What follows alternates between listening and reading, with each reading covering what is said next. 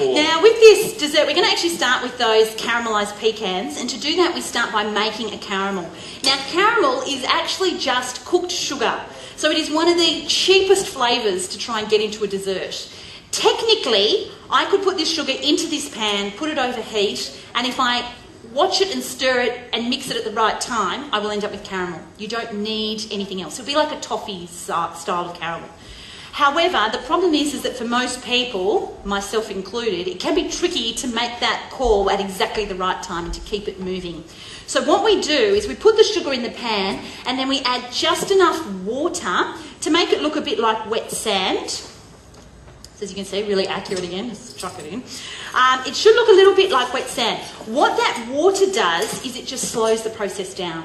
Essentially what will happen is that water will evaporate out again, but by wetting everything and slowing it down, it gives us a chance to see the colour change slowly and to be able to pull it off the heat at the right time. So we start by dissolving that sugar into the water over a sort of a low heat until it's dissolved. Now the reason that this step is really important is because sugar is obviously crystals, little crystals of sugar.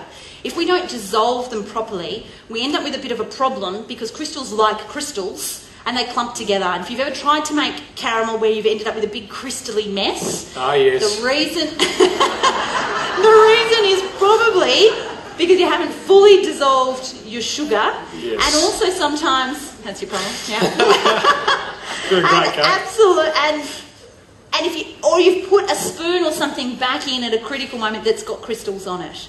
So this step is actually quite crucial. You can stir it at this point because we want to try and dissolve that sugar. But once it's actually dissolved, then we're actually not going to put anything back in there because we don't want to risk getting crystals in there. Now, the other thing you can do to help yourself is to add a little bit of glucose syrup because it changes the chemical structure, and glucose is actually a crystal inhibitor, and so it makes it less likely, which is why I like adding it when I'm doing it in front of 50 people. So we just add a tablespoon or so of that, and you can just get it from the baking section. It's only a couple of dollars a jar, and it can just sit in your pantry. Do you want me to give that a stir? Go for it. Okay. So we want to dissolve... I've learned that tonight, haven't I? Yeah, we want to dissolve all of that in. Anti-clockwise or clockwise? Definitely anti-clockwise. Okay. Oh, there we go. Hey, now, the other thing you can do, I'll just mention this, the other thing you can do is you can get a pastry brush, which I don't think I have here. You can get a pastry brush, dip it in water and just brush it around the side, just to ensure that anything that's splashed on the side doesn't then crystallise and fall in. We don't have that, and I'm sure it'll be fine. Kate, you know, since you were on MasterChef in 2011, I mean, how many other cooking shows have we seen start up on television? It's incredible the amount of interest that this is. Absolutely. This has got. Yeah, so that's now cleared, so we can stop stirring. Stop stirring. And you want me to turn that off? Because that's still boiling. No. We need it to boil on. Evaporate. Yeah. To evaporate the water, and we'll start seeing colour. Really has no clue, does it? No, well, I mean, it was vincotta, pears and pecan. Pecan, thank you. No, just joking. So we'll start to colour around the edge first. Colour, what sort of colour? What well, greens, caramel, yellows, purple? Caramel colour is what we're looking for. Caramel colour. Yeah. And you can take it to different strengths. So if you like a sort of a blondie kind of caramel, you get it when it's just sort of that light colour. If you want it darker, you cook it a little bit longer and it'll go darker. If you keep going, it'll actually become a bitter caramel, which can actually be a really nice element in a dessert. If you keep going beyond that, you get sort of black carbon. Oh, no. Not so fun. Seen that before. Right. Yeah, so we're just going to let that do its thing, and when it starts to colour, then we'll come back to it and we'll have a look. But to get back to your question, yes, you're right in that I think food's become a massive part of our culture, and particularly in different regions. Like I think here in Adelaide, it's a big thing. Oh, where I live in Orange, we're very parochial about our food here. Absolutely, and as you should be. You have fine produce. But yeah, I think it has definitely infiltrated many other areas as well that perhaps haven't traditionally been food-oriented people, and I love it. I think it's fantastic. I have so many people coming up saying, I never really cooked before, but it just MasterChef inspired me to cook. And I think that's a wonderful thing for people to know where their food comes from and how to prepare it simply and how to be creative with it. Because, I mean, admittedly, I used to tape Peter Russell Clark, and that's where, I once had to do as well. But it seemed to die off, but then we've seen this massive resurgence. Do you think this is going to happen again, that this is just a trend that might die off? Or... Look, I think there are definitely trends that happen in life, and I'm sure it is. But I do think and maybe this is just my own bias, but I do think there is something very special and unique about food. For some reason, I think it connects us to other people, it connects us to the land, and it connects us to, well, I think it connects us to God's creation. It does, yeah. And I think we often have this little desire in us to be connected, whether it be with people or be with our land or be with friends or whatever it is. And I think there is often a yearning for us to be connected in some way. And I think food does that. Yes. Yeah. Well, it's interesting. Why do you think food and fellowship go hand in hand? I mean, they really do. I mean, if it was just you and I, we'd have a great time doing all this. Yeah. But because we're here together in this environment, it works really well, doesn't it? Yeah. And when you get the family over for dinner, everyone's having a great time. Yeah. It's almost like food and fellowship go hand in hand, don't they? I absolutely agree. I think, well, that's why I was saying at the beginning, it's about, food is like a tool. It actually brings people together. And I think it is to do with that connectedness. We like to connect with people, and having something to do, whether it be eating or cooking or that kind of thing, I think helps us to take the pressure off the relating and just be. Yeah. And I think it's good sometimes to just be. Yes. Yeah. It's incredible. Just around the corner here, we've got the showgrounds, and every Sunday now they have the farmers market. Yes. And all the other farmers markets are popping up everywhere, which is just great. They are beautiful things to go through. In fact, a lot of the supplies of the fresh produce here tonight have actually come from the farmers market, which is fantastic. Yeah. But there seems to be a real growing interest for people to want to know where their food's coming from, and not only that, to get it straight from the source. Yes. Would you agree? Absolutely. Why is that, do you reckon? Why this curiosity to want to know where their food comes from? Look, I think it sort of speaks into who we are as people. We want to know where we fit in life, where we fit, and I think, like I was saying, just that connecting us to the world and to our place in it. And I guess there's lots of parallels in terms of, our Christian relationship with God, is that it provides that similar sort of connection. And I think God actually places that in us for a purpose. He wants us to be connected with Him and connected with each other.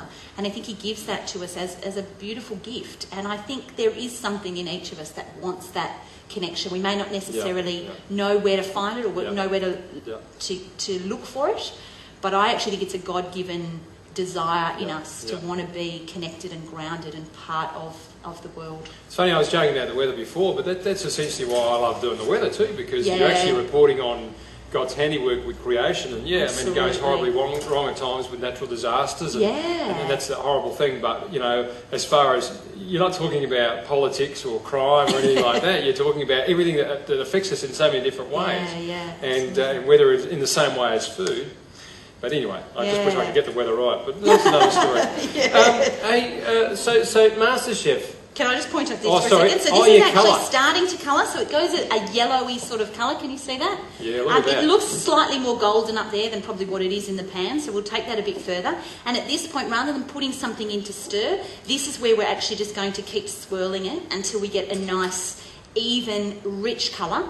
And then we're simply going to throw in our pecans. Now, nuts as well contain essential oils, so if you've got time and an oven, it can be helpful to just quickly roast them off, and you'll bring out a deeper pecan flavour, and that's the same with any nut. So you can see it's changing colour quite quickly. That's getting a lot darker. Yep.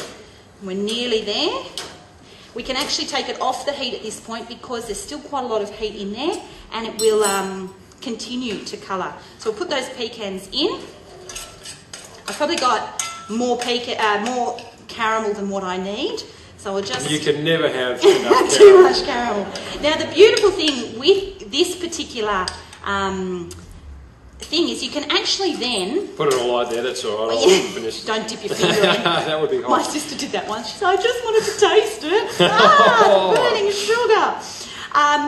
But if you wanted to then do the same process, but rather than add pecans, if you added just a plain cream, like a pouring cream, you'd end up with a caramel sauce. Or if you had, or we can do this, the same, it will react quite violently, but you put in water and you can make a caramel syrup that you can then pour over ice cream or something. You could use orange juice, you could use dessert wine, you could use anything like that. It will get these little lumps in it, Yep. but if you put that back over the heat, they will remelt back into the liquid. That's so cool. it's a really great basic technique in dessert making because there's so much flexibility in it. So any kind of nut, but you can put in cream, you can put in orange juice, you can put dessert wine, you can make sauces, you can add salt. You know, if you want a salted caramel, you can make toffee, you can dip other things into that, fruit, yeah, those kinds of things. Hey, you know what I found interesting, and this is probably from the weather thing as well, is that there was a study done not long ago about the link with vitamin D and food allergies. I mean, there's a massive food allergy epidemic at the moment, and they reckon that could be related back to the fact that we're not getting enough vitamin D or time out in the sun. Yeah. I mean, they're still doing research on it, but that doesn't surprise me actually, because it's... Oh, sorry, you want a hand? Keep bending my thumb. Sorry, I was stuck on the caramel. Yes. I'm still back 3 sentences ago about caramel sauce and ice cream. If while you carry on with that, I'm just going to go with the pears. Okay. So I we hate have these gas heaters. gorgeous. I hate doing this stuff. Gorgeous local pears here, and what we're going to do with these. Did you turn it off, didn't you? Did you want it on or off? I need it on. Oh, you need it on. I need it on, but I I turned it off. Set it off. So what we're going to do now is do this vincotto pear, and what we're going to do essentially is make a different syrup. So we're going to put in sugar, and we're going to put in vincotto. Now vincotto is, it translates as cooked wine. Here, let me. So we can do this one. Yeah, right. It translates as cooked wine, and what I love about it is, again, it has the acidity of wine, but it still has a little bit of sweetness. Yes. So again, thinking through that balance of flavour, where you've got something sweet, something salty, and something sour, this is going to be the sour element. Sounds like wedding gifts, doesn't it? Sounds like what? Wedding gifts. Something sweet, something... Oh, nice. Sort of. Something borrowed, something blue. Yeah, that's is that right, what you're man. thinking? Yeah, right. Something, was it Old, something... something new, something That's borrowed, what it is, isn't it? Is that what it is? For the wedding? Yeah. Yeah, that's what I thought. That's what I thought it was. You could change it. Something Anyway. sweet, something salt, something sour. Right, I've taken that off. Did you want that off? Right. The lid off as well? Yes, or that's just- great. The lid off too would be fantastic. Hey, you know the other thing about what you were saying before about food and how it connects us all? Yes. The other thing is it knows no barriers, like it is a universal language, isn't it? I mean, you can go all over the world. Absolutely. We all got to eat, haven't we? Absolutely. It's one of those basic needs in life. It is one of those And basic what I love too is every culture that you visit, or even every family has their own food culture. Some of them more developed than others. But, you travel the world and you see foods that we wouldn't have here, and different traditions that go around with those. And it is definitely something that is very connected with people and the way that they You should have come here 20 years ago. We had a Pizza Hut, KFC and a Chinese restaurant. And now look what's out there. It's incredible. It's amazing, isn't it? Did you want me to... I've opened this. Great.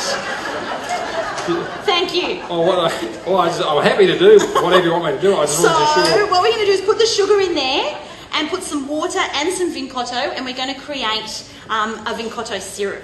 So Now, actually, forgive my ignorance. Vincotto. Well, I haven't heard of that before. What is okay, that? so vincotto, I was just saying before, vincotto translates as cooked wine. Cooked wine. And really the closest thing probably that's sort of similar to it is a caramelised balsamic.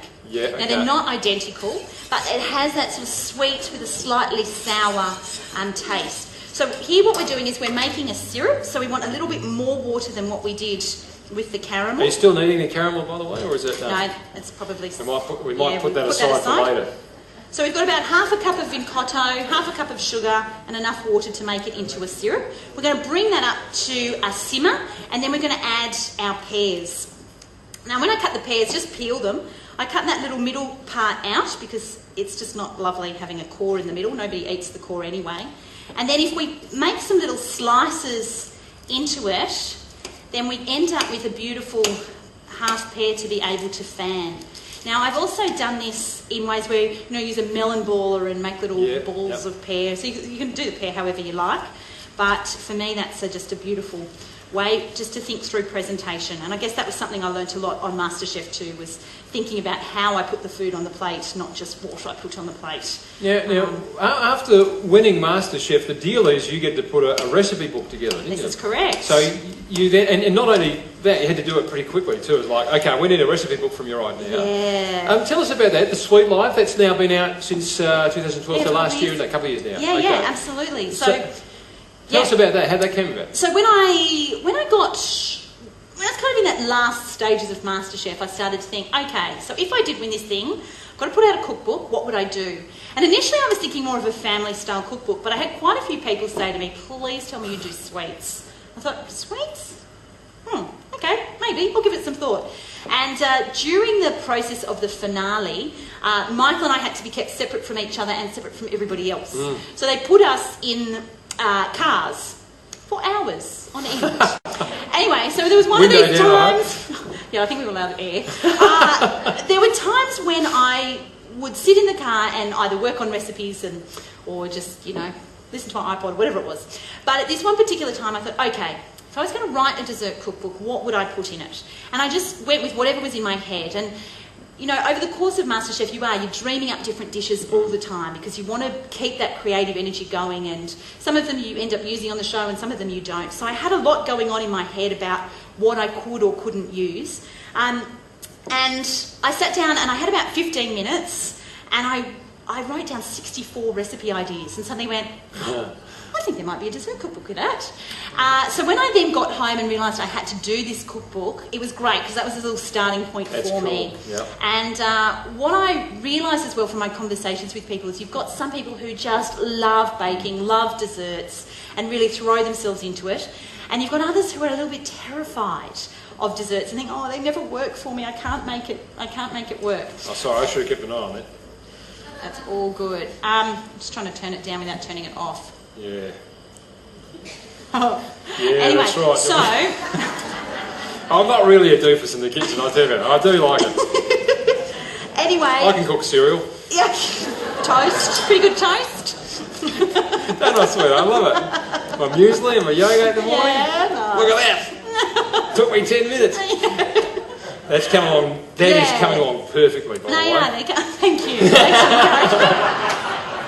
Where were you in the MasterChef kitchen? I needed you alongside well, me. I love watching you. It was fantastic. Yeah, that was cool. Yeah, so the cookbook was, for me, it was a great joy. I absolutely loved the process, which I, to be honest, wasn't really expecting. I thought, oh no, I've got to come up with all these recipes. I've just done 7 months of this. I absolutely loved it. I think because it gave me an excuse to cook all day, every day, for weeks on end. It was fantastic. And it wasn't until I was on my second last dessert when I actually thought, oh, I'm a bit sick of this sweet stuff. People used to come to the door and I'd go, here, have a dessert. Because I was just trying to get it out of the house so that I didn't eat it all. We need to move to Orange. But yeah, it was a wonderful process. And what I decided to do in the book was to create basic recipes. Yep. So for people who were just starting out, who felt a little bit timid about desserts, simple things, simple recipes like this, or even simpler, some of them, but then also have other ones that you could then, really indulge your passion of desserts. So there's something in there for everybody, and yeah, it was a real joy to be able to do it. So, what next?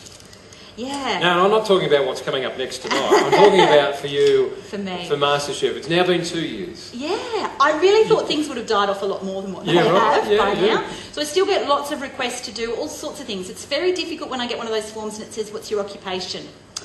I don't really know what I do because it's a big mixture of things. Sometimes it's cooking for things, sometimes it's demonstrations, sometimes it's just public speaking, sometimes it's corporate work, sometimes it's media work. It's just this big mix, and I absolutely love it. I talked a lot when I was on MasterChef about the B&B, and it's still definitely a big dream for me. My husband and I were very fortunate. We bought 50 acres on the outskirts of Orange a year ago, and we live there, and there's a separate 5-acre block that is an old orchard packing shed that I dream of turning into a bed and breakfast one day. The decision, though, that we felt we had to make when I first came home was to put it on hold, largely because of the ages of the children. And being put into a position like I am, it's kind of no real nice way to say this, but sometimes you attract some strange people. And I suddenly realised, I'm not sure if I want them to know where I live. hours. Sure, yeah. And particularly with the children being young, it kind of dawned on me that it wasn't something that could happen straight away. Sure, yeah. So we decided to put it on hold until the kids are a little bit older. And then, and things have died down a bit more, and then I can indulge that passion. Won't that be beautiful, though? I'm really looking forward to it. And you prepare meals and that sort of thing? Or is that still part of it? Yeah, that's part of the dream. Obviously, I've got to work all of that out. Sure. Obviously, beautiful breakfasts and a lovely place to be. Yes. But yeah, my thought had been people have an option for dinner, to eat dinner and dessert there if they want to. I have no doubt it will be very, very popular. Yeah, look, I think now, it'll be fun. What do we need to do here? So with these pears, what we're looking for is for them to basically go tender. Right, and pears are one of those fruits, many of you are probably aware, that sometimes they're really, really ripe and soft, and in that case, they would be done by now. They would take 30 seconds. And in other cases, they're a little bit firmer and they take a little bit longer. So cooking is all about making those judgment calls. When I was on MasterChef, the judges kept reminding us, remember, the recipe is a guide. And it's interesting because I feel that so much now, and I have more confidence to deviate from a recipe. But I think in the past what I would do is I'd look and I'd say, okay, well, it said simmer for 8 minutes. It looks like it's burning, but what do I do? I'm going to say take it off the heat. You've got to use that gut instinct as well when you cook. And something I realised when I was working on the cookbook, I decided to put an oven thermometer in my oven. Now, I had a 3-year-old, very high quality, beautiful oven that I loved. It was 20 degrees out and I had no idea. Oh, you're kidding. And I think sometimes, we read a recipe and it says, put the oven at 180 degrees. We turn our oven so it tells us 180 degrees. Your oven may not necessarily be at 180 degrees. So if you go to pull that cake out and you think, it doesn't look cooked, put it back in. There's always judgments to be made when you're cooking. And I think the more you do, it's a skill. So the more you do, the more practiced you are at recognising those points and the easier it becomes to make those judgments. Hey, Kate, I'm curious, you talked about earlier about your faith when it came about with the contestants and on television, but it's been 2 years now. What has your faith, how has the public outside of that, receive your faith every night? Is it hard, when you're out and about? Well, people know you're a Christian and... Yeah, look, I made this pact with myself very early on. I was going on to reality TV. They needed reality. So I'm just me. And I think because my relationship with God is a big part of my life, it's just part of me. I'm not going to hide it. And you can tell that. But I'm also not going to get on my soapbox and ram it down people's throats because it's my relationship with God. And yes, some people are very aware of it and others are completely oblivious. That's just the nature of life. But I'm quite happy to answer any question that somebody would throw at me. And, sometimes it does raise questions of faith and sometimes it doesn't. And that's okay. So it's generally been well received, though. It has. I've had very little backlash from MasterChef. That's good. That's excellent. I kind of was bracing myself because they warn you when you're on there. Don't go on social media. Don't look up anything. And because I don't own you as such. I mean, I'm curious as once you finish the show of MasterChef, there's obviously rights you've got to fulfil for them. How long do they own you as such? For speaking engagements? Or yeah, you have various commitments for various things. So Network 10, there was a commitment for, I can't even remember now, I think it was 6 months. For you sign a management agreement before you even start the show, it's for 2 years. You sign a contract with the production company, I think it was for 6 months after you finish. So they end at different times. But the reality as well is I think once you're on MasterChef, you do become part of that MasterChef family. So if the executive producer rings me up and says, hey Kate, can you do this? It's like your mum ringing up and saying, can you do this? You kind of go, oh, all right. And I don't mind that. I enjoy it because I recognise I've been given some incredible opportunities through them. It has to be a give and take relationship. And so that continues and I suspect that always will. But that's okay. I enjoy that whole process of it. I don't want to hold things up, so if we need to bring things out, in fact, I think maybe we probably... I will show you here, I've got mascarpone as well, which is, for me, my favourite sort of cream, particularly to use in desserts, because it has that savouriness to it. I used to always cook desserts that were sweet upon sweet upon sweet.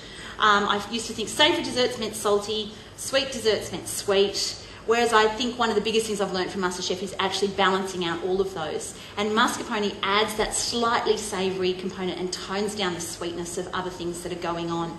But, that being said, I do add a little bit of icing sugar to it because sometimes it can be a little bit cloying in your mouth and it can be a little bit... That's probably a bit too much. And it can just... I've got too small a bowl here. Messy cook's a good cook, isn't that what they say? Well, I was just going to ask you, would you mind if I lick the bowl afterwards? How good was that when you're growing up, when you get to lick the stirrers, lick the bowl? Absolutely, that's the best part of it. In fact, I said to my 5-year-old not long ago, I said, do you actually, 6-year-old, do you actually like the cooking or do you just like the licking? She said, I just like the licking. Yeah, I bet. They must be so proud of you too, Kate. I mean, look, they are pretty gorgeous. Do they understand what's happened? What's look, gone some on of them, the 2 older ones, I think, get the concept. Yeah.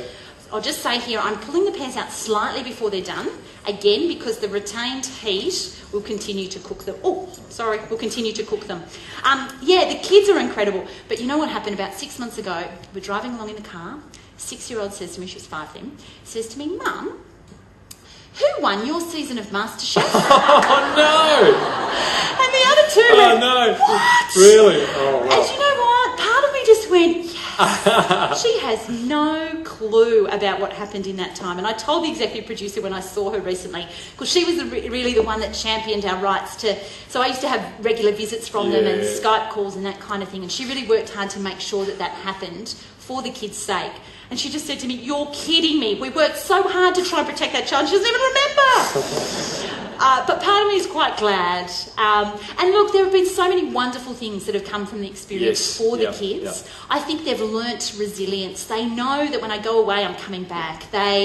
I think they've been inspired as well to find their passions, and it's interesting watching them develop their own interests and passions. And I'm 100% behind them because I've had this incredible opportunity. I want them to have amazing opportunities in the things that they love as well. And are they showing any sort of love to be a master chef? Actually, all 3 of them love cooking, which is kind of nice. But I don't think they'll all follow it. I'm sure they won't. But they love being in the kitchen, and I just think it's a wonderful skill for kids to have. It sets them up for life. And so, I'm really, really grateful for that. So the kids are fantastic. One of the other beautiful things is that they don't look at celebrities and think, oh, wow, I want to be like you. Because they just go, oh, yeah, they're just a normal person. And a lot of people say to the kids, do you want to be on TV one day? And they go, oh, no, it's so boring. Because they've seen that long, drawn-out process. There's a lot more that goes on. Absolutely. Now, we have got these ready to come out. I don't know whether we want those just yet. So, why don't we? Are you ready to send ready for dessert? Oh, I'll show you how I would put it onto a plate. Okay, dessert siren. So, nice big dollop. That was the cue. Of mascarpone cream. And what I would do is... Better do the dessert horn. There we go. Dessert's on its way out. The beautiful Vincotta pears. Oh, sorry. Sorry. I thought that was a cameraman for a second. Get out of the way. Now, what was I going to ask you? The notoriety you were talking about there, it has been a massive adjustment for you, hasn't it? I mean, now you are recognised out in the street. How does that go for you? I mean... Look, initially it was kind of bizarre to everywhere I go have people know who I was. I think because it's been 2 years, I'm just used to it. Yeah. I love people. I love meeting people. I love talking to people. And so it works. If you're an introvert, it would be pretty tough going. I always allow myself a little bit of extra time when I go grocery shopping. It's stocked a lot. People often want to know what's in my trolley. Really? Yeah. Baked beans. Yes, exactly. But I think it's part of the job. I didn't expect that this is the way life would go, but this is the way it is. And there are so many fantastic things that come from it. And I get to meet so many amazing people, just ordinary, everyday people like me. And I just love that about it. So, it just goes with the territory. And well, you do it well, Kate. It's fantastic. And I'm sure that what it does is it affords you this platform and opportunity that you wouldn't ordinarily have. Absolutely. To be able to reach into people's lives, as you've done so well for us tonight. Thank you.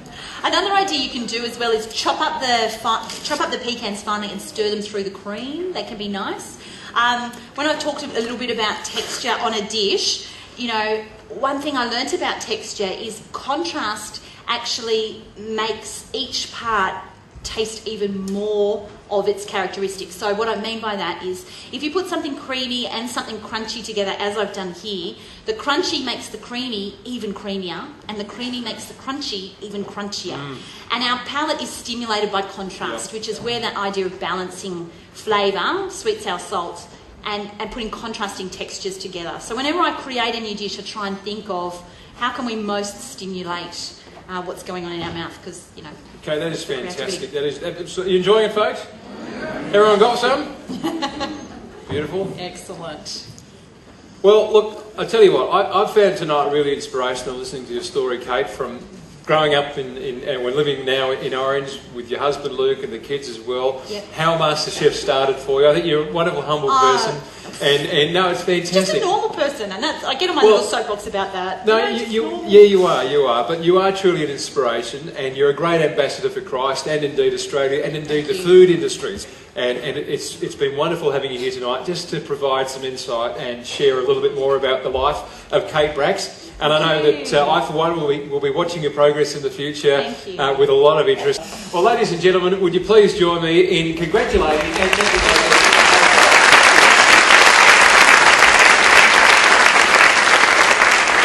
On that note, we're going to welcome back Kate Bracks. Thanks very much. Thanks very much.